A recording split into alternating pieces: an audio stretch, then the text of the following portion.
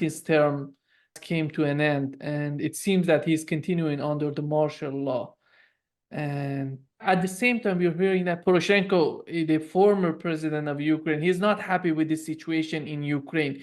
Do we know what's going on right now in Ukraine, considering these political parties inside Ukraine?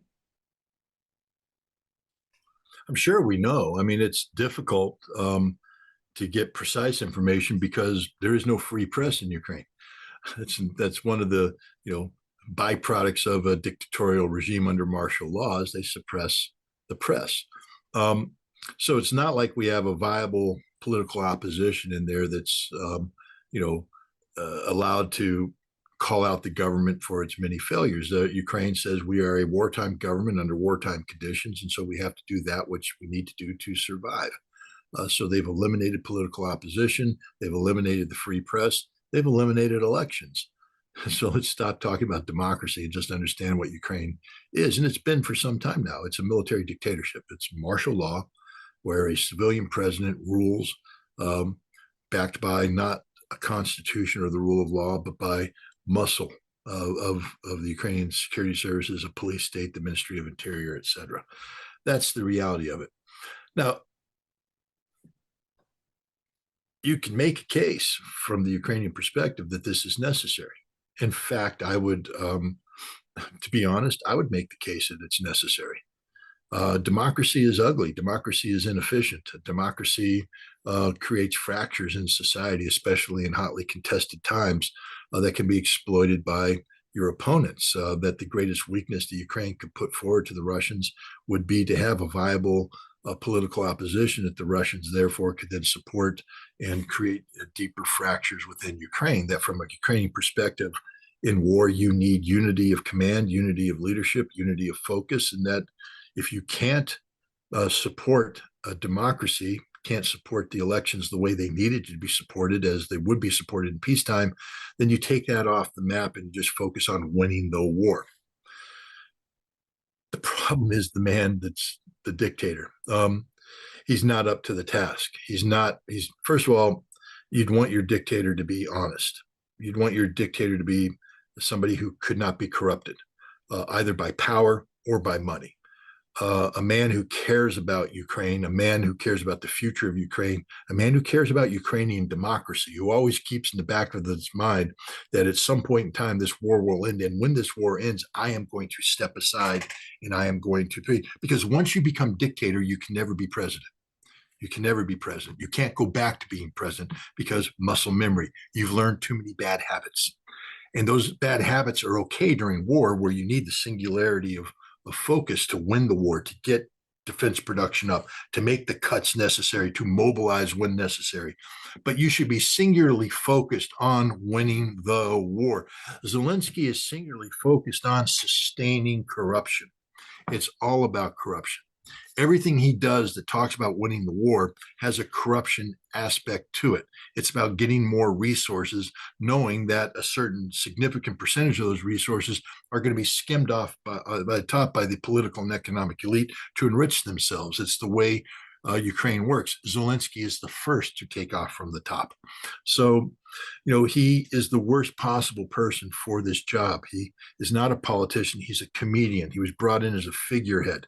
And so people use him to enrich themselves. The people below him aren't singularly focused on winning this war. They're singularly focused on making money. And when you build a team with that as their principal focus, they don't want to populate their subordinate ranks with guys who are going to do the job, because honest people will look at the corruption and say, shoot them, move up and say, no, we got to cure this thing. So the entire edifice is corrupt. There are no honest people in Ukraine. None. Every single one of them is on the grift. They're all liars. They sustain this lie. Some of them may be decent enough not to make fortunes themselves, but they understand that should they speak out, should they squeak, should they squawk, they will be crushed. And so they are complicit. It's like I've said in America that once an American police officer is on the job for more than 6 months, he's already corrupted. How can you say that? Well, because in that 6 months, I can virtually guarantee that he's seen another cop do something that violates the law, and he was silent about it. That makes him a corrupt cop, because a corrupt cop can tolerate no infraction of the law by a fellow police officer. None whatsoever. And the moment you do, you've bought into the corruption. So Ukraine may have people who aren't taking the money, but they are aware of those who are taking the money, and they are silent. They cover up for them. They are corrupt. The entire system is corrupt, and it cannot be redeemed. There is no hope for this. Again, if you had a hard man, an iron man, a dictator, you could even call him a brutal dictator who truly loved his country and was truly doing this to help his country get through this conflict, with the understanding that he and his system will exit stage right when this is done, you could tolerate this kind of stuff. But not the corruption, but you could tolerate, no free press, no that. But this fake democracy we have in place, Zelensky is no Winston Churchill, never has been, never will be. But the West continues to promote that. But at some point in time, the emperor has no clothes, and Zelensky is as naked as can be. And the West can't keep pretending that he is outfitted in this remarkable outfit. He's naked for the world to see. He has to be removed. And who's going to replace him, though? Poroshenko? He's even more corrupt. He is the epitome of corruption. If you remember when Zelensky before he became president, he did this TV show, Servant of the People. And in it, he's supposed to be the great anti-corruption crusader that's going against the corrupt system. Who do you think the corrupt system was? Poroshenko.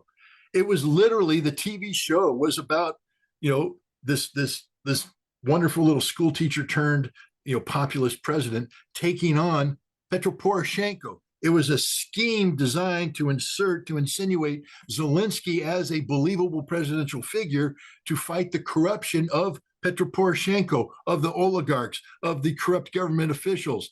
It was done on purpose to put that in the mindset of the Ukrainian people, so that when the time came to confront Poroshenko at the polls, Zelensky could say, I would like to be the guy I play on TV.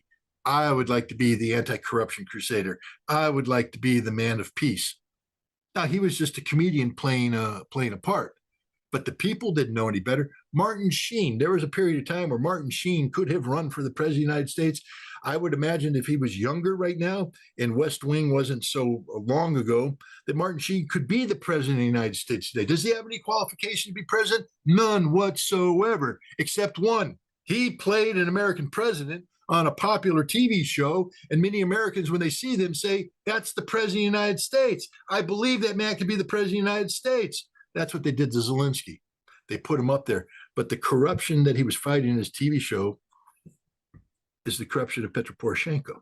So Poroshenko is no alternative. There is no other alternative. You can go back and look for other people and previously, but they're all tainted by Ukrainian nationalism. The Ukrainians that came into power after the Orange Revolution were all ultra-nationalists. The first act that Yushchenko did was to elevate Stepan Bandera to the national hero of Ukraine. You want them in power? Ukraine has no viable option. The best political option for the Ukrainians actually are the Eastern Ukrainians who fled when this conflict began. They are in Russia today. They have formed a government in exile. To the extent to which the Russian government actually,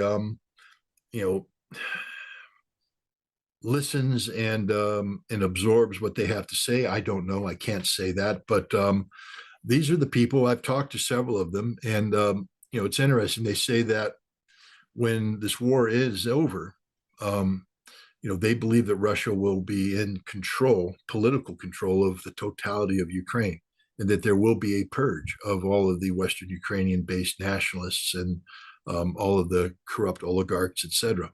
And the purge could take 3 to 5 years.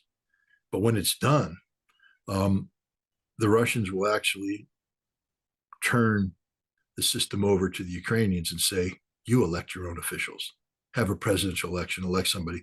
And maybe at that time, the Ukrainian people will be able to elect somebody who isn't an ultranationalist or a corrupt oligarch or beholden to a corrupt oligarch or threatened by Ukrainian nationalists, to elect a real leader, a servant of the people who can actually build genuine democratic institutions in Ukraine.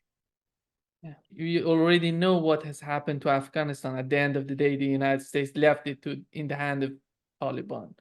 And right now, in Ukraine, I think the future of Ukraine would be together with Russia, not with the United States, because the United States doesn't belong to that region. And Russia would be interested to have a prosperous Ukraine on his border because it's so important for Russia as well. That's why it seems that Putin didn't decide to destroy everything on the Well, western part of Ukraine. it's interesting. I talked to, again, some of these Ukrainian politicians in exile, and I asked them. I said, many in Russia consider Kharkov and Odessa to be Russian cities, Dnipropetrovsk to be a Russian city, Mykolaiv, Sumy, all of these to be Russian cities, and that they believe that this war can't end until Russia takes over the totality of the territory that historically has been known as Novaya Russia, New Russia. And these are Ukrainians. They are, some of them are ethnic Russians, some aren't. But almost to a person, they went, well, that's not necessarily the model that is going to happen. And I went, really? How do you explain this to the Russian people who think that it has to happen? Understand that Putin right now is continues to only talk about consolidation of Kherson, Zaporizhia, Donetsk, and Lugansk. He wants all of those territories to be, evicted of Ukrainian forces, and those are part of Russia. But there's no talk right now of Odessa, Kharkov, Sumy, Dnipropetrovsk becoming part of Russia. None whatsoever. There could be. But here's the thing. When this war is over, what does Russia want? Do they want a Ukraine that hasn't been totally defeated, continues to believe in NATO and EU as the direction they need to have, where ultranationalism continues to reside? That kind of Ukraine will just be a cancerous tumor attached to Russia that is going to cause problems down the road. You haven't cured the disease. You may have caused it to go into remission, but it hasn't been cured. I don't think there's anybody in Russia that will tolerate that outcome, not after the sacrifices Russia has made. So the tumor must be removed. Now you can do this by cutting Ukraine apart in a way that destroys its viability as a modern nation state. But when you do that, understand that the cancer cells, these ultranationalists, they're going to go into diaspora. They're going to come in, they're going to go down to Ellenville, New York, where there's already a Banderist base. They're going to go up to Canada, where Cynthia Freeland has all of her Nazis in place. They'll go to Australia, they'll go to Germany, they'll go into diaspora, where the intelligence services of the United States and Western Europe will provide them money to funnel resources back into Ukraine to keep the nationalism alive. And because you've created a Ukraine that's not a viable state, there will be unemployment, there will be poverty, there will be political unrest. And so the nationalist ideology, cancer cells can take root and begin to metastasize. And once again, you have the tumor. That's not an option either. The Ukraine that needs to exist has to be a viable nation state. It has to possess access to the sea, and it has to possess a viable industrial base that hasn't been destroyed. People say, why aren't the Russians taking everything out? Because at some point in time, there will be a Ukraine, a post-conflict Ukraine, and it has to be able to survive without a back-breaking investment of resources to rebuild it. One of the best ways to get Ukraine to revive is through self-revival. That means that Kharkov, Dnipropetrovsk, Odessa need to be working for Ukraine. Now, how can you do that if Ukraine is becoming a cancerous tumor again? You can't. You can't allow this industrial capacity to empower the cancerous tumor. So you eliminate the tumor, you have the industry now become viable and creates wealth and prosperity, so that Ukraine is healthy. There is no diseased tissue that the cancer cells can attach to. All the CIA money is bouncing off because there's not a desire for it. This requires Ukraine to be whole, functional. But it also requires, in order for safety, that Ukraine to be connected to Russia, not the West. And the thing that these politicians told me is that the solution is a union, such as exists between Belarus and Russia, a political, economic, military union. And that the solution is to have a Ukraine, a viable Ukraine, that is in political, economic, and social military union with Russia and Belarus. An independent state, but an independent state whose future is only connected to Russia. There's no path to the EU, there's no path to NATO, only to Russia, because only by integrating the industrial base of Ukraine into this economic union can Russia allow that industrial base to exist outside of its sovereign control. Russia can't allow this industrial base to exist to sustain a cancerous tumor. It can only do it to revive a Ukraine that's part of a Russian-Belarus union that is promoting. And some people would say, well, that's just a return to the Soviet Union. Yeah, but the Soviet Union wasn't a member of BRICS. The Soviet Union wasn't a member of the Shanghai Cooperation Organization. You see, the Ukraine that would be in union with Russia would have connectivity through Russia to the global economy. It wouldn't be this this singularity that's attached to this larger dominant state. It would be part of a team process of engaging with the world, where its industry not only revitalized its own society, but strengthened Russia, strengthened Belarus, strengthened the world. A whole different approach. And I think that's the direction that the Russians are heading in right now. Again, this is purely an assessment on my part. I know you probably have a lot of people who watch this show who go, bullshit, Ritter doesn't know what he's talking about. Maybe I don't. I've been studying Russia for a long time. I've been talking to a lot of people, and that scenario seems to be, in the long term, the one that provides the best range of options for a positive outcome. For the people that promote taking Kharkov, taking Odessa, taking Dnipropetrovsk, those are short-term outcomes. But how do you prevent the cancer from coming back? Because the moment the cancer comes back, you're just going to be doing this all over again. If you promote the destruction of Ukraine, who's going to pay for it? And again, by destroying Ukraine, you create the disease of poverty, of social collapse, political disengagement, disenfranchisement, that allows cancer cells to come in and create the tumor all over again. You got to keep the Banderas out. You can eradicate the Banderas inside Ukraine, but they exist everywhere. They exist right down here by my house. And you cannot give the West the chance to reinfect Ukraine with the cancer of ultranationalism, of Banderism. And the only way you do that is to bring in all of your appropriate, I don't want to use the term vaccine because people will say, you're a pro-vaccine person, but you need to create the conditions where you have a healthy Ukraine that can fight off the cancer cells. And the healthiest Ukraine is a united Ukraine with a viable economic base that has a mission that doesn't promote the resurgence of nationalism, but promotes stronger ties with Russia, Belarus, and the global South. Yeah. Considering the summit in Switzerland, they want to talk about Ukraine. At the same time, we've learned that Lula from Brazil, the head of South Africa, they're not going to be there because they don't believe that is any outcome coming out of this summit. And we still don't know if China would participate in this summit. But how do you think, when it comes to these type of summits on the part of the United States and European Union, is all PR for them, or why they're doing this?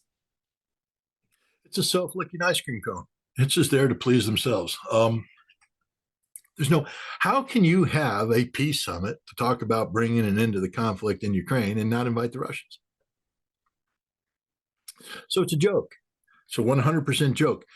If you allow Zelensky to come to the table and promote the Zelensky formula, which the Russians have said doesn't stand a snowball's chance in hell of ever becoming reality, even the West understands that, then this is literally an exercise in futility.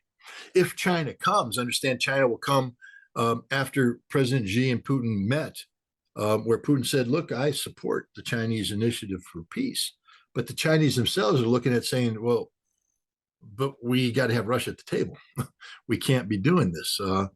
So, even if the Chinese participate, it won't be because they're snubbing Russia. It'll be because Russia gave them not permission, but Russia said, okay, we're not opposed to this. But the Chinese will come with certain expectations that aren't going to be met by this conference. Therefore, this conference will never succeed. And the other thing about the Chinese is they're not big fans of futile gestures. If the Chinese sit down at the table, they are sort of hoping there will be an outcome. They're not there to play guesswork or to make people feel good. They're there to achieve a result. So I don't see the Chinese coming to this peace summit unless they have done the preparatory work where they have people saying that we've bought on to the Chinese peace deal. But the Americans will never let that happen. The Americans will never let a peace conference occur that actually achieves a genuine peace. And I just want to remind everybody that the American strategic objective towards Russia is the strategic defeat of Russia. And the Ukrainian conflict is designed to promote that defeat by weakening Russia, both militarily through a drawn-out conflict and by continuing to justify economic sanctions designed to strangle the Russian economy.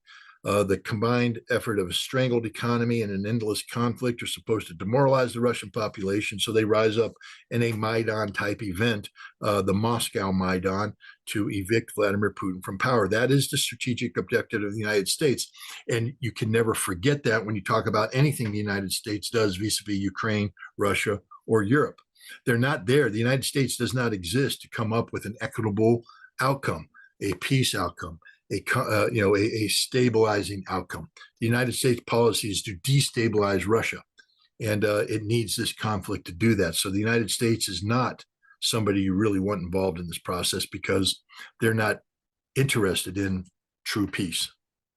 How did you find Xi's visit to Europe? And after that, we had Putin's visit to China. But before Putin's visit, we had these new tariffs from United States on China, and just increasing from 25% to 100% on China. It was a tremendous gift, I think, to Putin going to China right before that.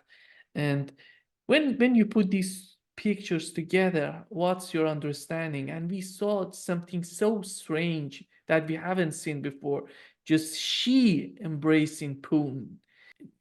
I talked with Ambassador Chas Freeman. He said that it means a lot when it comes to international relationship between these two countries. Well, I mean, first of all, we need to never forget that Putin and Xi have known each other for a long time, and they actually have a very strong relationship based upon genuine friendship. Now, it's very dangerous for nations to allow the national interest to be driven by the personal friendship of their senior leaders, because the senior leaders are there to promote the interests of their respective nations, and you never want to have the potential of the interest of the nation being subordinated by issues of friendship. But we're talking not about children here. We're talking about two of the most experienced leaders in the world, leaders of major nations, the leaders who deal with issues on of a magnitude that other leaders that we tend to, when we say, well, the Sunak, the Prime Minister of Great Britain, what has he done? But no, we're able to sit there and say, well, he's the Prime Minister of Great Britain. He's a great leader. No, he's not. Macron's been around for a little while, but he's the French leader. It's France. I don't even think they're going to pull off the Olympics. I'm very concerned about a rat-infested, bug-infested Paris. Putin has rebuilt Russia. He spent a quarter of a century taking Russia from the brink of the abyss into this powerhouse nation that it is today.